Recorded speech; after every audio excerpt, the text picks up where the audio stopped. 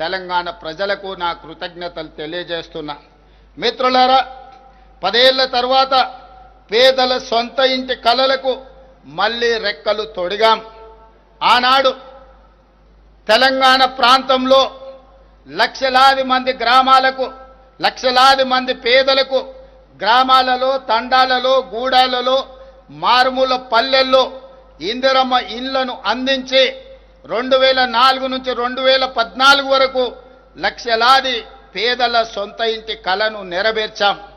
కానీ దురదృష్టవశాత్తు 2014 నుంచి 2024 వరకు ఈ తండాలలో, గూడాలలో, మారుమూల పల్లెల్లో పేదల సొంత ఇంటి కళ మసక బారిపోయింది.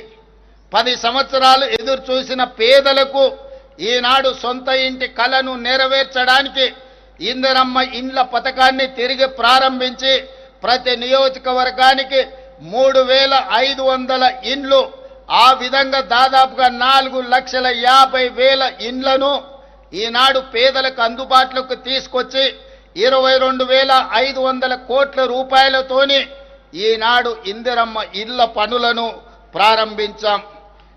ఈరోజు ఈ ఇంటికి పార్టీ అర్హత కాదు, పేదరికమే అర్హతగా పేదరికాన్ని రూపుమాపి ఆత్మగౌరవంతో ప్రజల సొంత ఇంటి కలను నెరవేర్చడానికి ఈరోజు నిలవైన లబ్ధిదారులను ఎంపిక చేసి పేదల సొంత ఇంటి కలను తీర్చే ప్రయత్నం మా ప్రభుత్వం చేస్తుంది.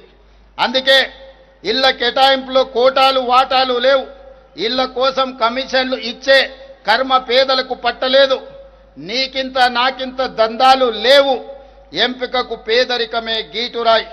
అడవులను నమ్ముకొని జీవించే చెంచులకు, ఆదివాసీలకు, మా లంబాడి సోదరులకు చరిత్రలో తొలిసారి ఇందిరమ్మ ఇల్లు ప్రత్యేకంగా కేటాయించాం. గతంలో ఏ ప్రభుత్వం వీళ్ళకు ప్రత్యేకమైన కోట ఇవ్వలేదు. కానీ ఈనాడు నల్లమల అటవీ ప్రాంతం నుంచి వచ్చిన ఈ బిడ్డ ఆదివాసీలు, గిరిజనులు, చెంచుల కష్టాలు తెలిసిన వాడిగా ఈరోజు తెలంగాణలో ఐటీడీఏ ప్రాంతాలలో 22,016 ప్రత్యేకంగా ఇండ్లను, ఇందిరమ్మ ఇండ్లను ఈ గిరిజన ఆదివాసీ సోదరులకు కేటాయించి ఆత్మగౌరవంతో తెలంగాణ రాష్ట్రంలో చెంచులు, ఆదివాసీలు, గిరిజనులు బ్రతకాలి అని ప్రత్యేకమైన కోటా ఇచ్చి ఈరోజు ఇందిరమ్మ రాజ్యంలో వాళ్ళని ఆదుకోవడం జరిగింది.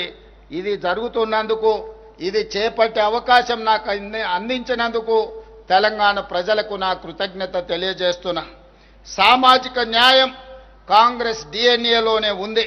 సామాజిక తెలంగాణ సాధనలో మనం దేశానికి దశ దిశ నిర్దేశం చేస్తున్నాం.